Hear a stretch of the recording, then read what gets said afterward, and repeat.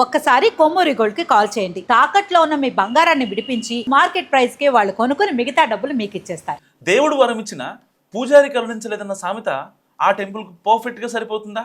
Telangana cabinet నిర్ణయం తీసుకున్నా కూడా ఏడాదిగా అడుగు ముందుకు పడపోవడానికి కారణం ఏంటి? ఏముంది, ఆలయ పాలక మండలేగా, అంతా మంచినీళ్ళ ప్రాయం అనుకున్న చోట కత్తి మీద సాము ఎందుకు చేయాల్సి వస్తుంది? ఏ టెంపుల్ విషయంలో ఇంతలా పేటముడి పడింది? ఎందుకు పడింది? సో యాదగిరిగుట్ట శ్రీ లక్ష్మీ నరసింహస్వామి ఆలయానికి తిరుమల తిరుపతి దేవస్థానాల తరహాలో బోర్డు ఏర్పాటు చేయాలన్న తెలంగాణ ప్రభుత్వ సంకల్పానికి ఏవో కొన్ని అదృశ్య శక్తులు అడ్డుపడుతున్నాయి. ఆ విషయంలో అడుగు ముందుకు పడట్లేదు. బోర్డు ఏర్పాటు కోసం ఏడాది క్రితమే దేవాదాయ శాఖ చట్టానికి సవరణ చేసి అసెంబ్లీలో బిల్లు ఆమోదించినా ఇంతవరకు కార్యరూపం దాల్చలేదు. అలా ఎందుకు జరుగుతుందోనని ఆరా తీసిన వాళ్లకు అదంతా పొలిటికల్ కంపేర్ అని తేలుతుందట.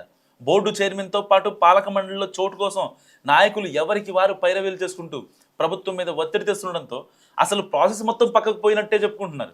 అసలు నిజాం కాలంలోనే యాదగిరిగుట్ట ఆలయానికి ధర్మకర్తల మండలి నియామకం మొదలైంది.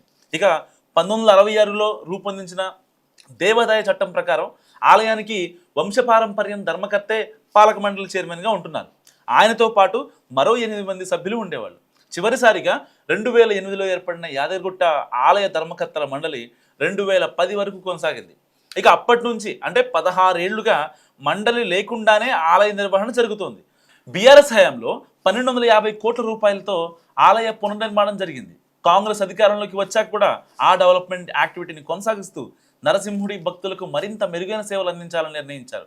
అందులో భాగంగానే టీటీడీ తరహాలో టెంపుల్ బోర్డు ఏర్పాటు చేయాలని ప్రభుత్వం కూడా నిర్ణయించింది. ఇందుకోసం దేవాదాయ ధర్మాదాయ చట్టాన్ని సవరించి 18 మందితో పాలక మండలి ఏర్పాటు చేయాలని నిర్ణయించింది. అందులో 9 మందిని ప్రభుత్వం నామినేట్ చేస్తుంది. వీళ్లతో పాటు వంశపారంపర్య ధర్మకర్త, వివిధ విభాగాలకు చెందిన ముఖ్య అధికారులు కూడా పాలక మండలిలో ఉంటారు. అలాగే బోర్డులో ఇతర రాష్ట్రాలకు చెందిన వారికి కూడా చోటు కల్పిస్తే యాదగిరిగుట్ట శ్రీ లక్ష్మీ నరసింహస్వామి ఆలయానికి జాతీయ స్థాయిలో మరింత గుర్తింపు, ప్రాముఖ్యత పెరుగుతాయన్నది ప్రభుత్వ ఆలోచన. సో అందుకే ఆధ్యాత్మిక సేవా గుణం కలిగిన పారిశ్రామిక వ్యాపారవేత్తలను లేదా వివిధ రంగాల్లో నిష్ణాతులైన ఇతర రాష్ట్రాల ప్రతినిధులకు కూడా మండలిలో చోటు ఇవ్వాలని ప్రభుత్వం భావిస్తుంది. ఈ నిర్ణయం జరిగి అసెంబ్లీ ఆమోదించి ఏడాది గడుస్తున్నా ఇంతవరకు ఒక్క అడుగు కూడా ముందుకు పడలేదు. ఇందుకు కారణం ఉమ్మడి నల్గొండ జిల్లా కీలక నేతలు, సీనియర్ నేతల ఒత్తిళ్లు, రాష్ట్ర స్థాయి జోక్యమేనని చెప్పుకుంటున్నారు. సో పాలక మండలిలో చోటు కోసం చాలామంది అధికార పార్టీ నేతలు, వ్యాపార, ఆధ్యాత్మిక ప్రముఖులు పోటీలు పడుతున్నా, సో కాంగ్రెస్ అధికారంలో లేకున్నా పార్టీ కోసం 10 ఏళ్లు పనిచేసిన కొందరు గత అసెంబ్లీ, లోక్సభ ఎన్నికల్లో టికెట్ ఆశించి దక్కని వాళ్ళు, ఎమ్మెల్యేలు, ఎంపీలను గెలిపించుకునేందుకు క్షేత్రస్థాయిలో కష్టపడిన నేతలు, ఇలా ఎవ్వరికి వారే మాకొక్క ఛాన్స్ అంటూ మంత్రులు, సీనియర్స్ లీడర్ చుట్టూ ప్రదక్షిణలు చేస్తున్నారట. ఇక చైర్మన్ పదవి కోసమైతే రాజకీయ నేతలతో పాటు వ్యాపారవేత్తలు, స్వచ్ఛంద సంస్థల యజమానులు, ఇతర ప్రముఖులు కూడా పోటాపోటీ ప్రయత్నాలు చేస్తుండడంతో పీట ముడి పడుతుందని అంటున్నారు. అదే సమయంలో పాలక మండలిలో తమ వారికే వీలైనన్ని ఎక్కువ పదవులు ఇప్పించుకొని ఇక్కడ కూడా పట్టు నిలుపుకునేందుకు ఉమ్మడి జిల్లాకు చెందిన 2 మంత్రులు ఉత్తమ్ కుమార్ రెడ్డి, కోమటిరెడ్డి వెంకటరెడ్డి, సీనియర్ నేత కందుకూరు జానారెడ్డి కూడా ఈ వ్యవహారాలకు అన్నిటికీ పదును పెడుతున్నారు. సో ఇక ఆలయ పరిధిలోకి వచ్చే ఎమ్మెల్యే, ఎంపీలు కూడా మేమేం తక్కువ అంటూ ప్రయత్నాలు ముమ్మరం చేయడంతో ఎలా నిర్ణయం తీసుకోవాలో అర్థం కాక ప్రభుత్వ పెద్దలు సైలెంట్గా ఉన్నారట.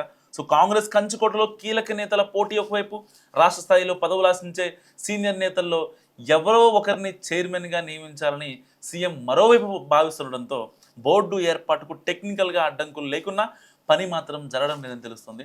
సో ఈ కత్తి మీద సాముకు ఎలా ముగింపు పలుకుతారో మరి రేవంత్ రెడ్డి చూడాలి. మీరేమనుకుంటున్నారు? ఎవరిని దీనికి చైర్మన్గా పెడితే బాగుంటుంది? మస్తు కామెంట్ చేయండి.